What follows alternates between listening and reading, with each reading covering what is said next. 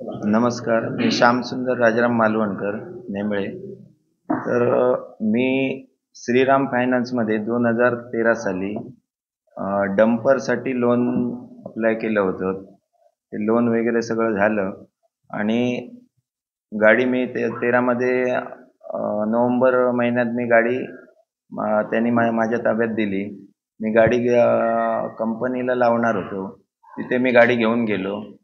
तर गाडी नावावर नसल्यामुळे कंपनीने काय मला सपोर्ट केला नाही. गाडी पहिली नावावर करा असं बोलले. त्याच्यामुळे गाडी मी धंद्याला लावू शकलो नाही आणि 2015 मध्ये गाडी त्यांनी जानेवारीमध्ये गाडी ते घेऊन गेले श्रीराम फायनान्स. आणि आता ते माझ्याकडे 69,60,000 रुपयांची मागणी करतायत. गाडी नावावर करण्यासाठी मी त्यांच्याकडे त्यांनी माझ्याकडे 50,000 रुपयाची मागणी केली होती. त्याच्यातील मी 25,000 रुपये त्यांना दिले. तरी पण ते काय नावावर करायची प्रोसेस त्यांनी काय केली नाही. आणि अनंत केरकर म्हणून ते तिथे ऑफिसमध्ये होते. त्यांनी हे 25,000 रुपये घेतलेत. पण